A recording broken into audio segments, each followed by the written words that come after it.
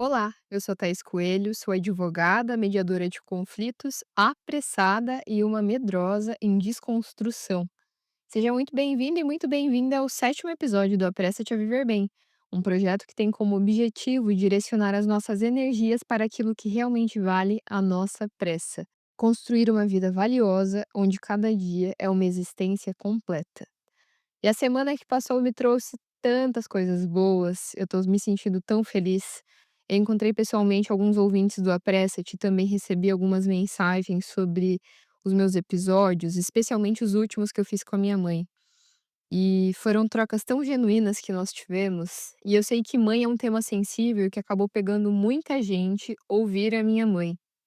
Então, ter essas trocas com vocês me trouxe muita energia para continuar investindo tempo nesse meu projeto. E falando em investir em um projeto, eu escrevo esse roteiro e gravo esse episódio um dia depois de nós simplesmente ganharmos o nosso Oscar de melhor filme internacional.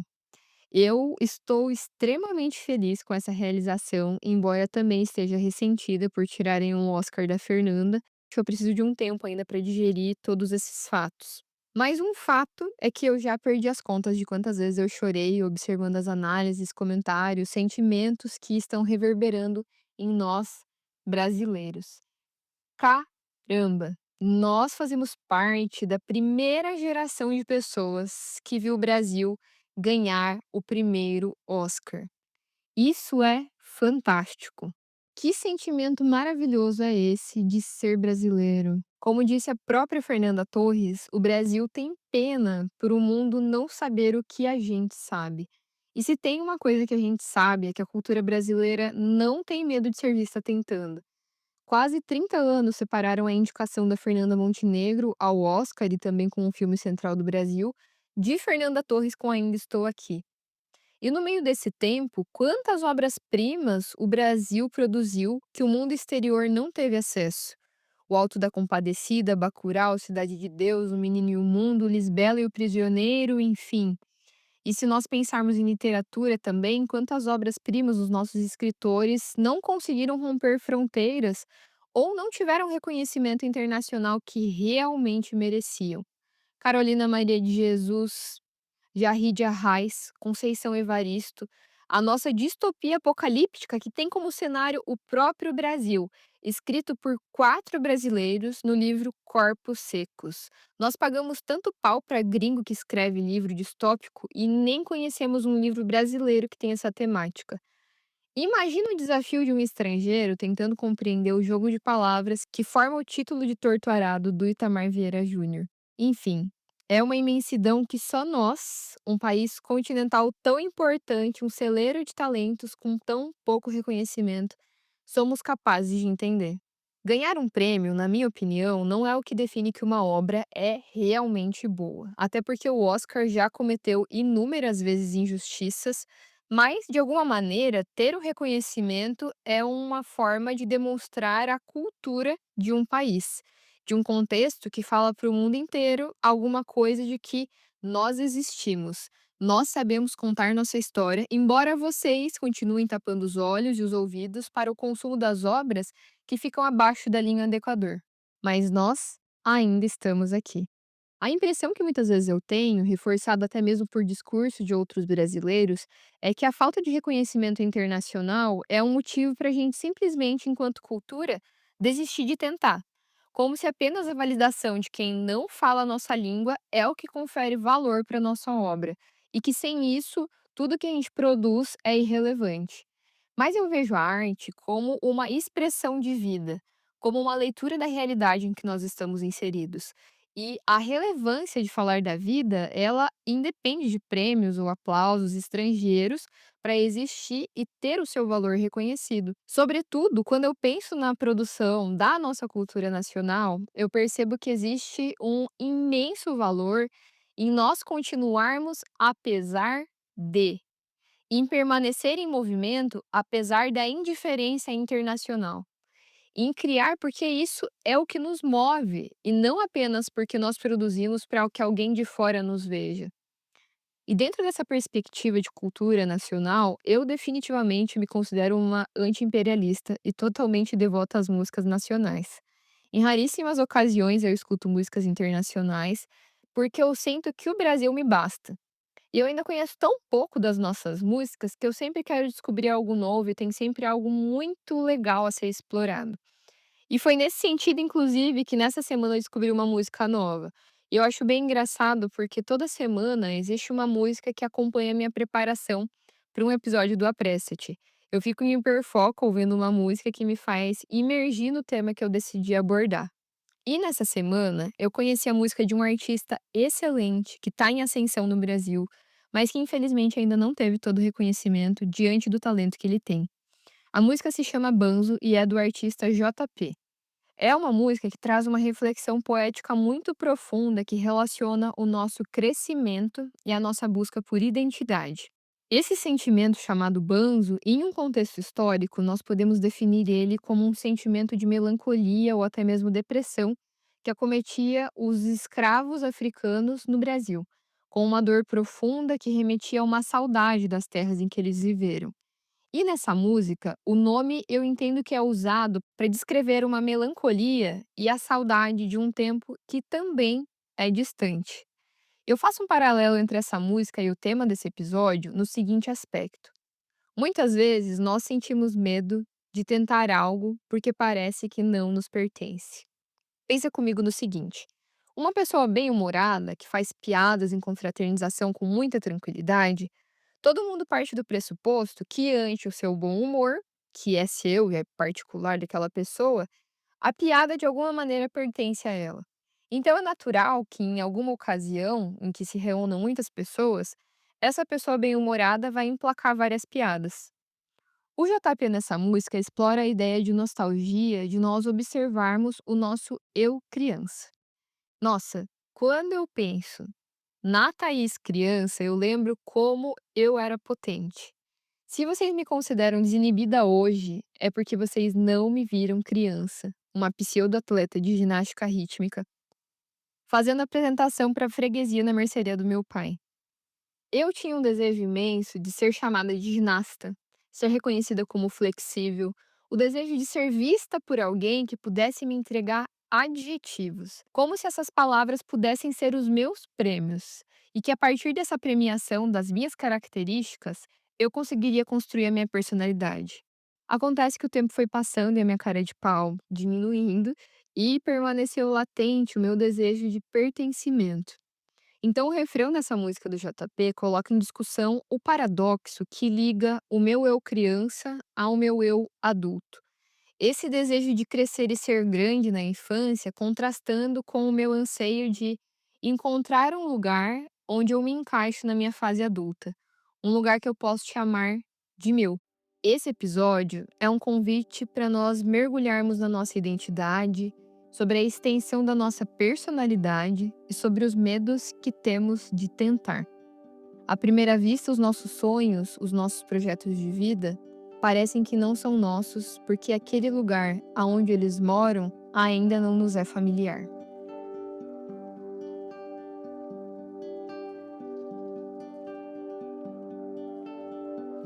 Há quem diga que nós somos a soma do que as pessoas dizem que nós somos. Eu não acredito nisso. Eu acredito que nós somos o que absorvemos do que as pessoas dizem que nós somos. E eu acho que ficou um pouco confuso, mas eu vou explicar o que eu acabei de falar com um caso pessoal.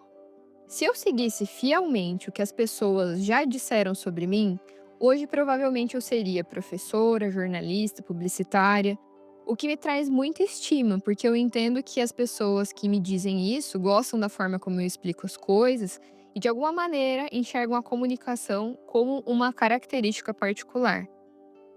Acontece que eu não sou professora, tampouco essa profissão está no meu projeto de vida, pelo menos neste momento. Então, qual que é o ponto? Eu entendi que, de alguma maneira, as pessoas me consideram comunicativa. O que é ótimo, porque, como eu mencionei, eu sempre busquei adjetivos que funcionassem como as minhas premiações. Então, eu reconheci e acolhi essa informação. E entendi que, de alguma maneira, eu realmente gostaria de usar a comunicação em algo na minha vida. Mas e o que eu quero comunicar dentro das características que fazem parte de mim. Das várias profissões que já me sugeriram com base na comunicação, ninguém nunca me disse que eu poderia ser podcaster. Se ninguém nunca me enxergou nesse espaço, como é que eu poderia me imaginar? Quem é que sou eu na fila do pão para abrir um gravador e compartilhar minha insignificância com alguém? Por que alguém perderia um tempo me ouvindo? O que eu poderia dizer que já não foi dito antes e por pessoas muito mais inteligentes do que eu? Bom, aí você pode estar pensando, se eu tenho tanta consciência da minha ignorância, de onde é que veio coragem de ser vista tentando para fazer um podcast? Aí eu vou precisar parar um tempo para te explicar algo que aconteceu no ano passado. Em 2024, eu sentia que todos os caminhos da minha vida já estavam de alguma maneira preparados. Eu me sentia bem posicionada em todos os lugares que acomodavam a minha vida. Eu estava começando a ser reconhecida profissionalmente, como advogada na área que me posicionei. Minha família e eu estávamos com saúde. Eu tinha e tenho ótimos amigos. E fui percebendo então que não tinha nada de errado comigo, mas eu permanecia muito incomodada. Mas eu ainda não sabia elaborar qual que era o nome desse meu desconforto. Então eu parei para fazer uma análise sobre a minha vida. Passei um pente fino em cada uma das áreas, pensei nos meus amigos, saúde, relacionamento, família, trabalho, espiritualidade, e não encontrei nada que realmente demonstrasse o nome do meu incômodo. E fiquei por dias refletindo sobre o que eu estava sentindo, até que eu cheguei numa conclusão que me pareceu plausível. Se externamente tudo vai bem, mas o meu sentimento não acompanha essa lógica, significa que o meu problema é interno. E então eu percebi, eu realmente estava afim de validar a característica que eu recebi durante toda a minha vida. Foi então que eu tive coragem de falar em voz alta. Eu quero me comunicar. E o meu discernimento me fez entender que o que eu queria era usar a comunicação para mostrar os detalhes profundos que eu observo na vida. A sala de aula ainda não é uma meta particular. Outra graduação também não é. A receita de bolo que me entregaram não chegava no resultado que eu discerni a partir de tudo que tinham dito para mim. Mas o que eu sabia era que, diante de todos os adjetivos que eu recebi no decorrer da minha vida, que eu queria algo mais. Mas para isso eu precisava enfrentar esse grande medo. E então a coragem de criar um podcast veio acompanhada desse monstro terrível que me assombra até agora enquanto eu falo essas palavras para vocês. O medo de ser vista tentando. Eu não tenho formação na área de comunicação, eu nunca estudei criação de roteiro, contação de história, sonorização. Então, meu Deus, quem sou eu para ousar, sonhar e colocar em prática um podcast? Me parecia muita prepotência. Acontece que aquela Thaís da minha infância, que o JP fala na música, se ela soubesse o projeto que eu encarei fazer aos 27 anos, eu tenho certeza que ela estaria sorrindo. E tem um motivo para isso. Um dia, no ensino fundamental, a minha turma recebeu uma tarefa: criar uma história do zero. E eu que sempre vivi no mundo da lua, inventando histórias na minha cabeça, e eu tenho uma capacidade imensa de ter desatenção plena em qualquer ambiente. Eu consigo mergulhar nos meus pensamentos e me desligar de tudo que está ao meu redor em qualquer lugar. Em um show, no trabalho, em conversa, enfim. Essa é uma habilidade e também um grande defeito. Mas aquela garotinha fantasiosa que eu era, enxergou nessa tarefa uma oportunidade incrível de criar uma narrativa sobre algo que era inédito. Então lá fui eu, papel e caneta nas mãos, 1000 histórias que eu queria aprender a colocar em palavras, embora o meu estoque de palavras ainda fosse bastante limitado, pelo que eu li apenas nos gibis. Então eu que tinha muito fascínio pelas palavras, e não por acaso, palavra de afirmação é minha linguagem de amor primária, me aventurei naquele papel. E desde pequena eu aprendi que as minhas palavras seriam o meu grande tradutor de sentimentos. Eu sempre escrevi muitas cartas para os meus pais e eu adorava entregar um papel com as minhas emoções e ver o destinatário da minha mensagem sorrindo com o gesto que eu tinha feito.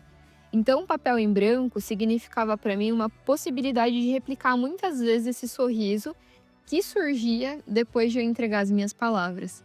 E foi naquele papel daquela tarefa infantil que eu entreguei tudo que eu tinha. Eu escrevi uma história meio Alice no País das Maravilhas, com um final que, no auge dos meus aproximadamente 12 anos, julgava ser bem impactante. E para completar a felicidade desta pequena menina falante, a história que eu fiz deveria ser lida em voz alta para toda a turma. Então eu aguardei o dia da entrega daquela tarefa com muita ansiedade e fiquei apreensiva chegar a minha vez para ler meu texto. Fiquei lendo e relendo cada uma das palavras, tentando decorar tudo para que eu não errasse. Eu sentia que meu coração palpitava, que minhas mãos suavam e ficava pensando: meu Deus, se ninguém gostar desse texto, significa que eles não gostam de mim. Até que chegou a minha vez, eu já não tinha mais para onde correr. Então segurei a folha de caderno com o meu texto nas mãos, como quem segurava um recém-nascido. E de repente abri minha boca e as primeiras palavras saíram. E eu fui avançando por cada parágrafo como quem conta os quilômetros de uma viagem, aguardando com muita ansiedade o destino final. Chego no meu último parágrafo e o meu final impactante ganha vida na minha voz. Embora eu elaborasse nos pensamentos, eu nunca tinha compartilhado uma história minha. E diante de tanta apreensão, em nenhum momento eu tirei os olhos do papel enquanto eu lia, porque bastava uma reação negativa para me sentenciar ao silêncio.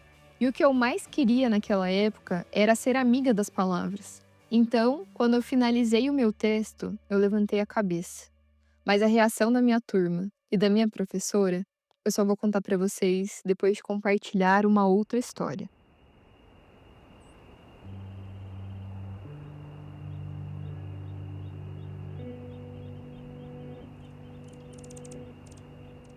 A literatura, em 1952, nos apresentou uma pessoa que não tinha medo de ser vista tentando por mais de 80 dias a fazer a mesma coisa. Me deparei com a história desse personagem tão peculiar e que não tinha medo de ser visto tentando durante a faculdade. E na época da graduação, eu tinha tantos problemas e tanta tarefa acumulada que, sendo muito honesta, eu nem tinha entendido o contexto desse pequeno livro que eu vou falar para vocês. O Velho e o Mar é o nome da obra e foi escrito pelo escritor americano Ernest Hemingway. Trata-se de um livro de cento e poucas páginas que ganhou inúmeros prêmios, dentre eles um Nobel de Literatura.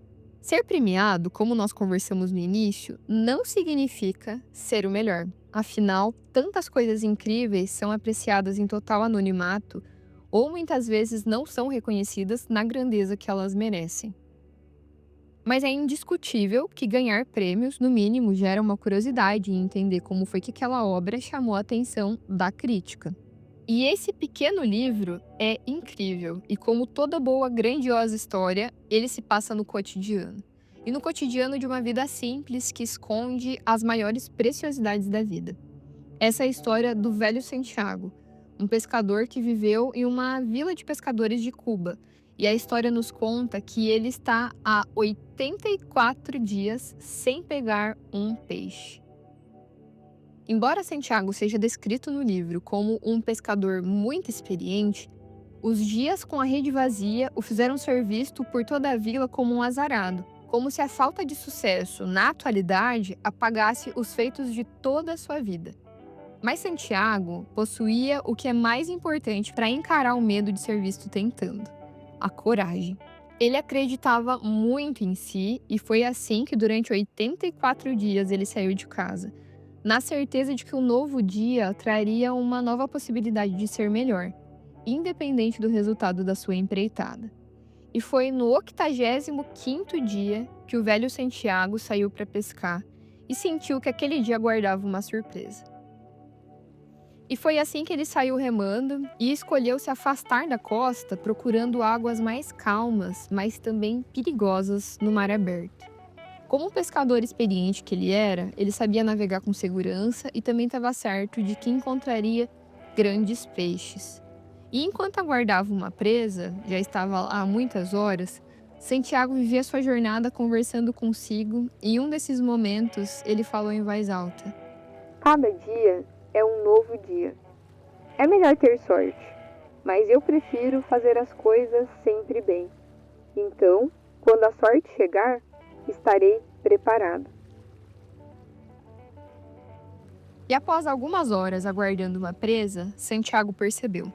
Um peixe grande tinha mordido a isca. E ele era tão experiente que percebia o tamanho do animal somente pelo jeito que ele conduzia a linha. Mas foi a partir desse momento, que ele estava chegando próximo do objetivo que ele queria concluir, que começou um grande desafio. Talvez ainda maior do que passar 84 dias sem conseguir pescar nada. O peixe capturado nadava com muita força. Santiago sentia a tensão daquela linha se prolongar ao longo de muitas horas e machucando a sua mão, que mesmo calejada foi dilacerada na luta que ele travou com aquele peixe gigante. Todos os seus músculos doíam e o seu velho corpo padecia diante daquela luta. Aquela era uma aventura que até para o mais experiente pescador desafiava todos os seus limites. Mas mesmo diante do desafio de vencer um gigante, a mente de Santiago permanecia firme. Ele sabia que não podia forçar o peixe porque o seu conhecimento apontava que ele devia resistir até que o peixe cedesse. O dia foi passando e a noite caiu sobre o mar. E o Santiago permaneceu por ali, travando a sua luta contra o peixe, perseguindo de uma forma muito obstinada o seu objetivo. E somente quando o primeiro raio de sol tocou o horizonte, o peixe, enfim, começou a enfraquecer. E foi assim que Santiago percebeu o momento certo e, com um esforço tremendo, puxou a linha e trouxe o animal para perto do barco. Quando a grande criatura emergiu, Santiago conseguiu ver a sua imponência. Um espadarte magnífico, maior do que a própria embarcação que ele usava para capturar aquele peixe. E foi nesse momento que os olhos do peixe se encontraram com os olhos dele. E por um instante, Santiago sentiu um respeito profundo por aquele adversário. Agora que a captura do peixe fora realizada, era reservado para ele um desafio ainda maior: levar aquele peixe até a vila. Nesse caminho de volta, Santiago encontrou tubarões que acabaram dilacerando seu peixe. Santiago, cansado dos desafios que a sua empreitada lhe apresentava, disse em voz alta: Por mais que lutemos, algumas vezes, sem explicação, tubarões surgem inesperadamente e levam o nosso peixe. Conhecer as marés, as mudanças climáticas, a localização dos cardumes e o comportamento dos peixes era uma vantagem para aquele velho pescador. Acontece que nada escapa às surpresas da vida e à falta de controle que nós temos dos eventos futuros.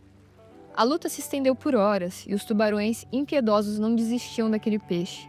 Santiago resistia, mas seu corpo já não tinha mais forças para continuar. O mar guarda tantos mistérios, talvez nem o mais experiente pescador pode vencer. Ou será que poderia? Pode a nossa vida se resumir a uma vitória ou a uma derrota?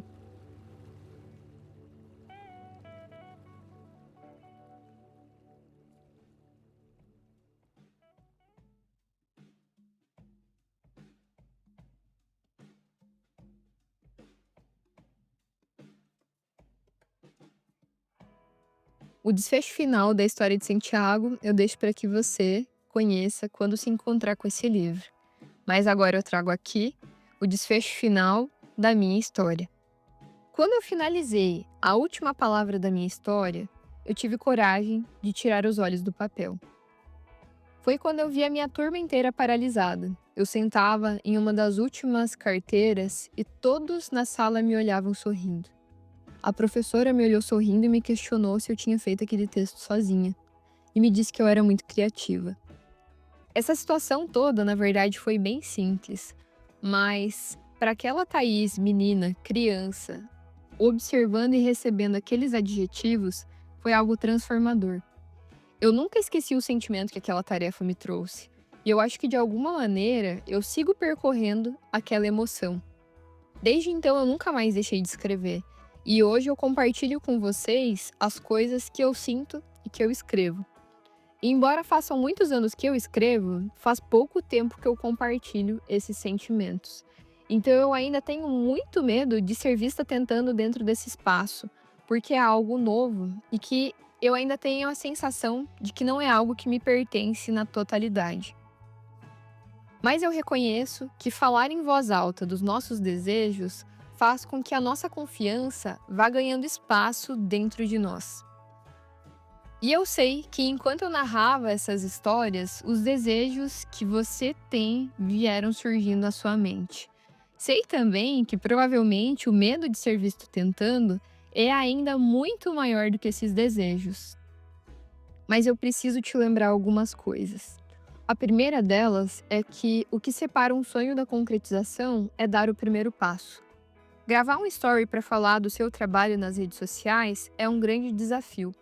Mas ser reconhecido pelo seu trabalho a partir da sua divulgação em uma rede social pode ser uma consequência desse primeiro passo. Dirigir um veículo pela primeira vez e pelas primeiras vezes sempre vai ser um grande desafio. Ainda não existe uma automatização dos nossos movimentos. Mas quando isso se tornar automático, passar as marchas vai ser tão simples que você não vai mais nem perceber. Buscar uma nova profissão, um novo emprego, uma nova área para estudar pode parecer muito ousado quando você está inserido em uma realidade que parece muito distante do lugar em que você gostaria de habitar. Mas as nossas grandes ideias ou grandes sonhos são sempre acompanhadas pelo medo de nós sermos vistos tentando. E essas grandes ideias e grandes sonhos costumam, inclusive, demorar muito mais do que os 84 dias que o Santiago teve para capturar um peixe, para que elas se tornem concretas. É muito possível que nós, quando vamos realizar alguma coisa pela primeira vez, sejamos vistos como aquele velho, olhares desconfiados para a ação que a gente vai tomar. Ou simplesmente nós também podemos passar completamente despercebidos por todos. Afinal, tá todo mundo travando uma luta para buscar o seu peixe, tentando lutar com seus próprios tubarões. Mas a nossa vida é muito mais do que travar brigas com tubarões. E eu preciso te lembrar que nós podemos ser mais coisas do que nós produzimos com a força do nosso trabalho. E nós não compartilhamos a mesma profissão, família, medos e até mesmo sonhos. Ainda que nossas experiências humanas se assemelhem muito. O que nos une nesse rebanho de condenados é a mais ousada experiência, é a vida. Alguns a usam como propósito que serve a esse podcast, viver bem. Outros desperdiçam a vida como quem vai deixando migalhas pelo caminho para saber como voltar. Como se a vida pudesse ser entendida como uma commodity, que em determinado momento pode ser recuperada ou aguardar sua valorização. Mas viver bem passa pelo desafio de enfrentar todas as novas experiências para que a gente possa alcançar a vida plena que tanto desejamos. Acontece que nos fizeram acreditar que só o sucesso importa. Nos fizeram acreditar que só vale a pena investir o nosso tempo naquilo que vai trazer um retorno muito certo. Por vezes, nós acreditamos que se algo não dura por tanto tempo, ele não vale o tempo dedicado para que aquilo pudesse ser concretizado.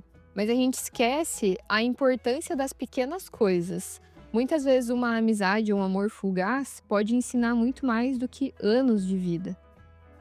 Deixar de seguir os nossos sonhos por medo de não ser bom o suficiente é ignorar a importância dos erros e a importância dos primeiros passos. Acertar e ter sucesso é maravilhoso, e queira a Deus que a gente possa se encontrar com isso por muitas e muitas vezes. Mas até o maior edifício do mundo começa pela fundação. A construção do ser humano que nós desejamos nos tornar, o projeto de vida que nós queremos viver, passa pela experiência da tentativa, dos passos vacilantes, até que os nossos pés encontrem uma terra firme e os nossos passos passem a ser confiantes. E nessa era da produtividade, começar algo novo é revolucionário, é contraintuitivo. Rompe a lógica do tempo, investir tempo em você, nos seus desejos, sonhos, ambições.